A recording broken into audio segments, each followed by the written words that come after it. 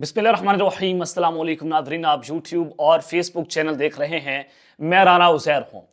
नाज़रीन, अगर किसी ने ताकत का नंगा नाच देखना हो तो वो पाकिस्तान आए और देखे कि कैसे पाकिस्तान की इस्टेब्लिशमेंट यहाँ पर नंगा नाच रही है और नंगा नचवा रही है।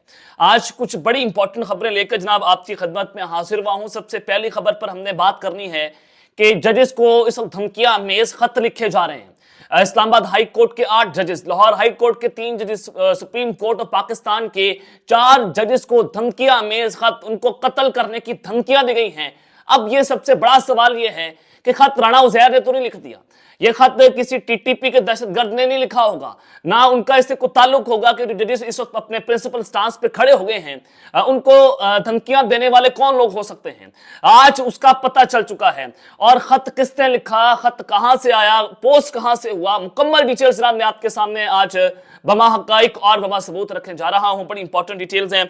और फिर दूसरी जानिब इस वक्त जीएचक्यू से जो है वो एक नया महाज खुल चुका है।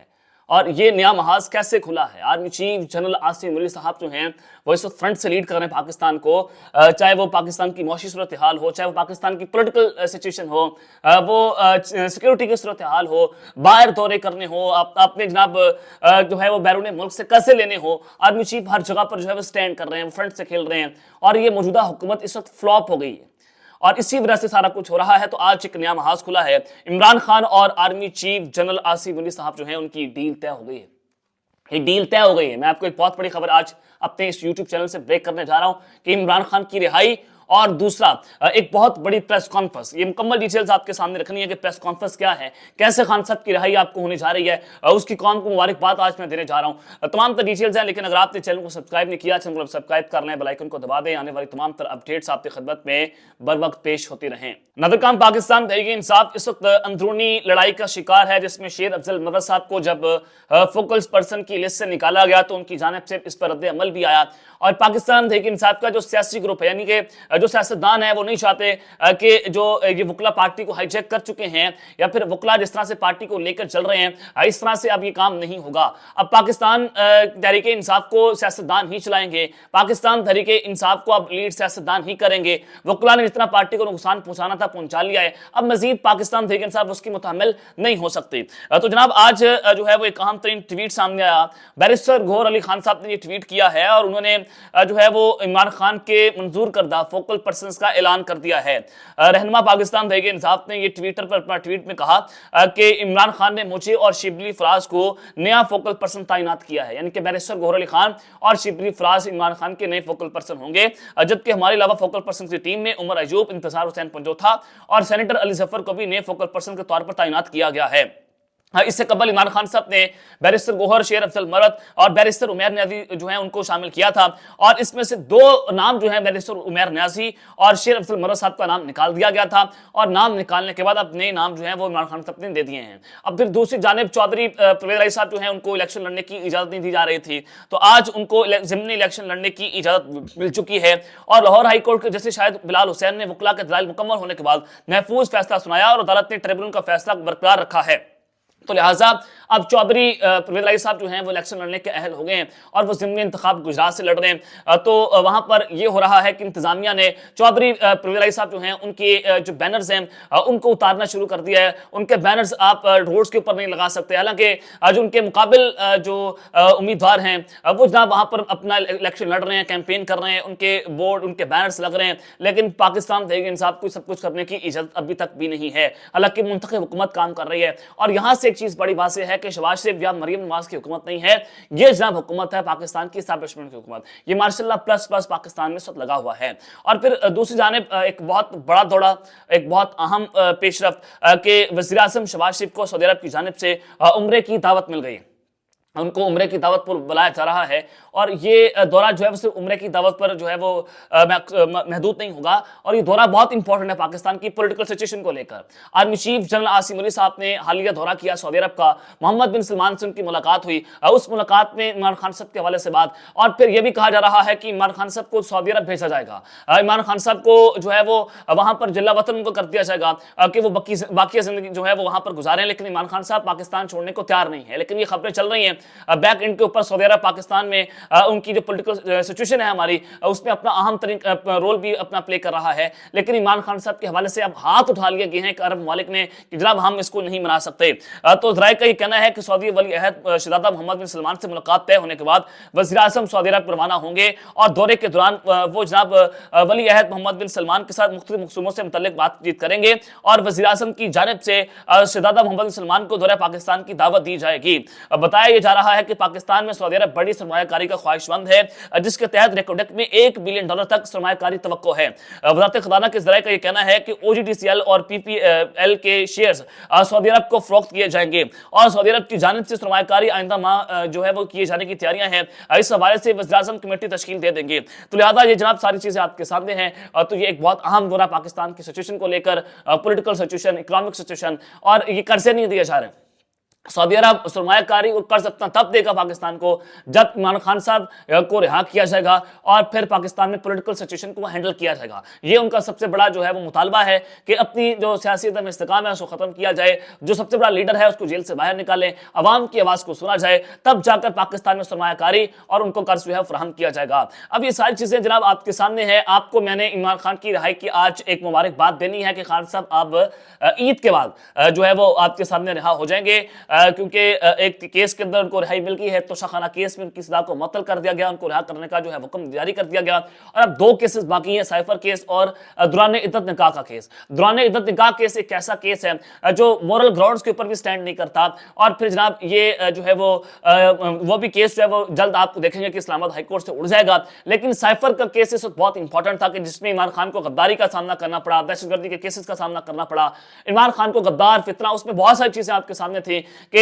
एक अमेरिका के साथ ताल्लुकात हमने खराब कर दिए थे। ये जो है वो उस केस के अंदर फैसले में रखा गया जो इमरान खान के खिलाफ जो है वो सुनाया गया था। तो इस्लामाबाद हाई कोर्ट में आज ये केस मुकम्मल तौर पर फारिग हो गया, मुकम्मल तौर पर उड़ गया तो कहना गलत नहीं होगा। चीफ जस्टिस आमिर फारूक और जस्टिस मियां गुल हसन औरंगजेब जो है उन्होंने इस केस की जो है वो समाअत की और इस केस में जो है वो चीफ जस्टिस ने रिमार्क्स किए कि जो सेक्शन लगाए गए और सजा सुनाई गई है उससे तो शाह महमूद कशी का ताल्लुक ही नहीं बनता। तो लिहाजा ये केस कुरैशी साहब का उड़ गया।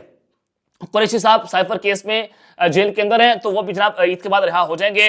तो ज़राए के मुताबिक जो इस वक्त जनाब सूरत हाल है कि बैरिस्टर सलमान सफदर ने साइफर केस में 10वें दिन अपने दलाइल का आगाज़ किया और चीफ जस्टिस ने रिमार्क्स किए कि हमने गुज़िश्ता 4 रोज़ जो हैं उनसे मुतालिक आपसे कुछ चीज़ों पर मुआवनत तलब की थी। सलमान सफदर ने कहा कि मेरी बहैसियत वकील जिम्मेदारी होगी कि आपको हर पहलू आपके सामने रखूँ। जब आप रमज़ान में काम कर रहे होते हैं तो बंदा थोड़ा थक जाता है। मेरी गुजारिश होगी कि किसी जो है वो एक पार्टी को इससे पहले ईदी मिलनी चाहिए। चीफ जस्टिस ने कहा कि ऐसी कोई बात नहीं है, हमने तमाम प्रोसीजर के साथ चलकर देखना है। बाद बैरिस्टर सलमान सफदर ने साइफर केस में सजा मुअत्तली की इस्तदा कर दी, जिस पर चीफ जस्टिस आमिर फारूक ने रिमार्क्स किए कभी सजा मुअत्तल करके क्या करना है, अब अभी मरकजी अपीलों पर फैसला करेंगे। सलमान सफदर ने अदालत को आगाह किया कि आज मैं अपने तमाम दलाइल की केस वार तकरीबन 15 मिनट में मुकम्मल कर लूंगा और एक दस्तावेजात के हवाले से बात हो रही है मगर वो दस्तावेजात फाइल ही में मौजूद नहीं है। एक मेरे पास इल्जाम आया कि साइफर को तोड़ मोड़ कर पेश किया गया और वापस भी नहीं किया गया। एक और इल्जाम कि ऑफिशियल सीक्रेट एक्ट को पब्लिक किया। इल्जाम ये भी है कि साइफर पब्लिक करने से सिक्योरिटी सिस्टम को नुकसान पहुंचाया गया। चीफ जस्टिस ने इस पर जनाब इस्तफसार किया क्या आपके कहने का मतलब है कि सेक्शन 151A या B में से किसी एक में सजा होनी थी। वकील सलमान सफदर ने बताया कि सवाल ये है कि कौन से शवाहिद का सहारा लेकर सजा सुनाई गई। अदालत ने वकील से इस्तफसार किया कि साइफर डीकोड हुआ, कापियां 8 लोगों को दी गई मगर मुकदमा 2 अफराद के खिलाफ बनाया गया। कहा गया कि इस वक्त वज़ीर आज़म इमरान खान ने साइफर कॉपी गुम कर दी। वकील ने जवाब दिया कि आजम खान के बयान में वाज़ेह है कि इमरान खान ने साइफर कॉपी ढूंढने की हिदायत की थी। अदालत ने दरियाफ्त किया कि ट्रायल कोर्ट ने 1C और 1D के मुताबिक सजा दी। जस्टिस मियां गुल हसन औरंगजेब ने रिमार्क्स किए कि 1C पर सजा जो है वो गफलत की तो बनती ही नहीं है। चीफ जस्टिस आमिर फारूक ने इस्तफसार किया कि जब सेक्रेटरी के पास कोई चीज आ जाती है तो आगे जाने की जो मूवमेंट है वो ऑफिशियल होती है या नहीं होती। चले मफरूजा पर जाते तो 2 साल भी इन प्रोसिक्यूशन पर जाती है। और वकील सलमान सफदर ने अपनी बात जारी रखते हुए कहा कि पहले तो इन्होंने 10 साल सजा दी और फिर 7 छोटी छोटी सजाएं जो हैं वो भी दी हैं। तो लिहाजा ये जनाब सारी चीजें आपके सामने है कि जो सजाएं इमरान खान को या फिर शाह महमूद कुरैशी साहब को सुनाई गई हैं, चीफ जस्टिस आमिर फारूक साहब ने कहा कि वो सजाएं जो हैं वो उनसे कोई ताल्लुक ही नहीं बनता। तो लिहाजा ये क्या सब पाकिस्तान में क्या हो रहा है। तो जनाब ये एक बड़ी इंपॉर्टेंट चीज है کہ اس وقت اسلام آباد ہائی کورٹ نے ریمارکس کی ہیں کہ سائفر مقدمے میں جو سیکشن لگائے گئے ہیں اور جو سزائیں سنائی گئی ہیں وہ سمجھ سے بالا پر ہیں، اور 1C پر سزا غفلت کی تو بنتی ہی نہیں ہے۔ یہ سول کیس ہے، اگر 1 سال کی سزا بھی ہو تو وہ بھی واضح ہونی چاہیے، یعنی کہ اگر آپ 1 سال کی سزا بھی دیتے ہیں تو آپ کو وہ بھی واضح کرنی چاہیے تھی۔ تو آپ نے یہاں پر ایک وزیر اعظم کو، ایک وزیر خارجہ کو 10 سال قید کی جو ہے وہ سزا سنا دی ہے۔ تو یہ کیس جو ہے وہ سٹینڈ اسلام آباد ہائی کورٹ پہ نہیں کر پا رہا، اور اسلام آباد ہائی کورٹ عید کے بعد اس کیس کو جو ہے وہ فارغ جناب کر دے گا۔ عمران خان صاحب کی رہائی ہو رہی ہے۔ اب یہ رہائی کیوں ہو رہی ہے؟ آپ نے دیکھا کہ پہلے ایک کیس میں معطل کر دی سزا کو، اور پھر دوسرے کیس سائفر کیس، اور پھر تیسرا کیس میں خان صاحب کی سزا معطل ہو جائے گی۔ عید کے بعد خان صاحب رہا ہو جائیں گے۔ اب یہ رہائی کیسے ممکن ہوئی ہے؟ کیا معاملہ بنا ہے کہ عمران خان اور آرمی چیف کی ڈیل طے ہو گئی ہے، اور ایک بہت بڑی پریس کانفرنس، ایک بہت بڑا جو ہے وہ ایک ڈیل کی خبر چل رہی ہے۔ وہ معاملہ کیا ہے؟ پاکستان تحریک انصاف کے رہنما بیرسٹر گوہر علی خان صاحب جو ہیں انہوں نے ایک پریس کانفرنس کی ہے۔ میں نے آپ کو بتایا تھا، میں نے آپ کو ایک خبر دی تھی کہ عمران خان صاحب کے سامنے چند شرائط رکھی جا رہی ہیں کہ ہم آپ کو جیل سے باہر نکال دیتے ہیں، آپ 1-2 سال چپ کر کے بیٹھ جائیں بنی گالہ کے اندر، آپ جو ہے وہ سیاسی طور پر ایکٹیو نہ ہو، اور آپ احتجاج نہ کریں، آپ سڑکوں کے اوپر نہ نکلیں، ہم آپ کو جو ہے وہ آپ کے تمام کیسز ختم کر دیں گے، آپ کو جیل سے باہر نکال دیں گے۔ یہ خان صاحب کے سامنے کچھ شرائط رکھی گئی تھی، اور یہ بھی کہا گیا تھا کہ آپ پیپلز پارٹی کے ساتھ مل کر حکومت بنا لیں، آپ کے کسی من پسند بندے کو وزیر اعظم پاکستان لگا دیا جائے گا، اور وہ اپنے فیصلے کرے گا، اور آپ اس میں انٹرفیئرنس نہیں کریں گے، ہم اس کو اپنی مرضی کے مطابق چلائیں گے، اور پھر 1 سال کے بعد آپ کی پرفارمنس کے مطابق آپ کے مستقبل کا فیصلہ کیا جائے گا۔ یہ کچھ ڈیل سی جو خان صاحب کو دی گئی تھی، لیکن خان صاحب نے وہ ڈیل کرنے سے انکار کر دیا تھا۔ پیپلز پارٹی نے اس خبر کی تصدیق بھی کی تھی، لیکن اب یہ معاملہ بڑا آگے جا چکا ہے۔ بیرسٹر گوہر علی خان صاحب نے کہا کہ پاکستان تحریک انصاف احتجاجی تحریک میں پارلیمانی راستہ اختیار کرے گی، یعنی کہ احتجاج نہیں کیے جائیں گے سڑکوں کے اوپر، سڑکوں کی بجائے پارلیمانی راستہ اختیار کیا جائے گا۔ پارلیمان میں کھڑے ہو کر، قومی اسمبلی میں، صوبائی اسمبلی میں کھڑے ہو کر پاکستان تحریک انصاف جو ہے اس کا مقابلہ کرے گی، اور رکاوٹ ڈالنے والی قوت کی بجائے پارلیمان میں اپنے حق کے لیے آواز اٹھائیں گے۔ ملک بھر میں وقتاً فوقتاً پرامن احتجاج صرف سرکاری اجازت یافتہ مخصوص علاقوں میں ہی کیا جائے گا۔ ڈان نیوز کے مطابق اسلام آباد میں جناب انہوں نے میڈیا سے گفتگو کی اور کہا کہ پاکستان تحریک انصاف اپوزیشن میں اپنے اتحادیوں کے ساتھ مل کر احتجاج کی منصوبہ بندی کر رہی ہے۔ تو تحریک انصاف، مجلس وفد المسلمین، محمود خان اشرفی کی پشتون ملی عوامی party, Jamaat Islami Balochistan national party Mengal, اور فضل الرحمان کی جمعیت علماء اسلام فیس سے احتجاج میں شریک ہونے کے لیے بات چیت کر رہی ہے، اور جسے اب عید الفطر کے وقت بعد جاری کیا جائے گا۔ احتجاج کے بارے میں، ان کی حکمت عملی کے بارے میں پوچھا گیا تو پاکستان تحریک انصاف کے چیئرمین نے نشاندہی کی کہ ان کی جماعت نے جانتے ہوئے بھی کہ پارلیمان میں بیٹھی اس وقت کی حکومت کو جائز مینڈیٹ حاصل نہیں ہے، دھرنے، بائیکاٹ یا اجتماعی استعفوں کا راستہ نہیں چنا ہے۔ اجتماعی تحریک کے پیچھے وجوہات بتاتے ہوئے انہوں نے کہا کہ سب کا مطالبہ ہے کہ انتخابات میں دھاندلی نہیں ہونی چاہیے، عوام کسی کو ووٹ دیتے ہیں اور کوئی اور اقتدار میں آتا ہے تو ایسا نہیں ہونا چاہیے۔ میری خواہش ہے کہ موجودہ حکومت اپنی مدت پوری کرے، لیکن موجودہ حکمرانوں کے پاس عوامی مینڈیٹ نہیں ہے۔ ایک سوال کے جواب میں انہوں نے کہا کہ عمران خان نے میرے ساتھ سینیٹر شبلی افراد عمر ایوب خان انتظار پنجوتھا اور سینیٹر علی ظفر کو نئے فوکل پرسن کے طور پر تعینات بھی کیا ہے۔ اب جناب آپ ڈاٹ سے ڈاٹ کنیکٹ کریں کہ موجودہ حکومت اپنی مدت بھی پوری کرے، یہ بات تسلیم کر لی گئی ہے پاکستان تحریک انصاف کی جانب سے، یہ بھی بات تسلیم کر لی گئی ہے کہ جناب ہم احتجاج نہیں کریں گے اور نہ ہم استعفے دیں گے، بلکہ پارلیمان میں ہم جو ہے مقابلہ کریں گے سیاسی طور پر، اور ہم جو ہے وہ مزاحمتی سیاست نہیں کریں گے، پاکستان تحریک انصاف میں چلیں۔ یہ جو ہے وہ معاملات عمران خان کے یا پھر اسٹیبلشمنٹ کے طے ہو گئے ہیں کہ جناب ہم یہ کام نہیں کرتے، لیکن میں پولیٹیکل طور پر ایکٹیو ہو جاؤں گا، میں بیانات دے سکوں گا۔ اب یہ معاملہ کس جانب جاتا ہے کہ کیا خان صاحب ملک چھوڑ کر چلے جائیں گے؟ کیا یہ ڈیل کا کوئی جو ہے وہ شاخسانہ ہے کہ پاکستان تحریک انصاف یہ سب کچھ ماننے پر راضی ہو گئی ہے؟ کیا آپ تو احتجاج کرنا چاہتے تھے، آپ کو دھاندلی کے خلاف آواز اٹھانی چاہیے، آپ کو مہنگائی کے خلاف آواز اٹھانی چاہیے، آپ کو عوام کے اندر جانا چاہیے، لیکن پاکستان تحریک انصاف نے احتجاج کرنے سے جو ہے انکار کر دیا کہ جناب ہم احتجاج نہیں بلکہ پارلیمان میں اپنی سیاست کریں گے۔ تو یہ ساری چیزیں آپ کے سامنے ہیں، اور یہ ڈیل نظر آ رہی ہے، اور ایک یہ معاملات ہیں۔ اور پھر دوسری جانب جو ہے وہ ایک خط کی باز کا آپ نے دیکھا کہ ججز کو خط لکھے گئے، دھمکیاں میز خط کہاں سے آئے؟ جی ایچ کو جو ہے انہوں نے جناب اس وقت نہا محاذ کھول دیا ہے۔ سپریم کورٹ اور اسلام آباد ہائی کورٹ کے ججز کو مشکوک دھمکیاں میز خطوط کی ابتدائی تحقیقات میں یہ بات سامنے آئی ہے کہ تمام خطوط ایک ہی جگہ سے بھیجے گئے ہیں، اور سی ٹی ڈی کی ابتدائی تفتیش کے مطابق یہ تمام خطوط sub divisional post office satellite Rawalpindi سے ارسال کیے گئے، اور خطوط پر مہر بھی sub divisional post office satellite town کی ہے، یعنی کہ راولپنڈی سیٹلائٹ ٹاؤن سے یہ خطوط ارسال ہوتے ہیں۔ اور جناب ذرائع کے مطابق جو ہے وہ یہ بھی کہا گیا ہے کہ سی ٹی ڈی کیمروں کی فوٹیج کی مدد سے تفتیش کو آگے بڑھایا جائے گا، اور پولیس ذرائع نے بتایا کہ ان خطوط کے پوسٹ باکس کا تعین کرنے کے لیے مزید تحقیقات جاری ہیں، اور sub divisional post office satellite town کے عملے سے بھی تفتیش کی جا رہی ہے۔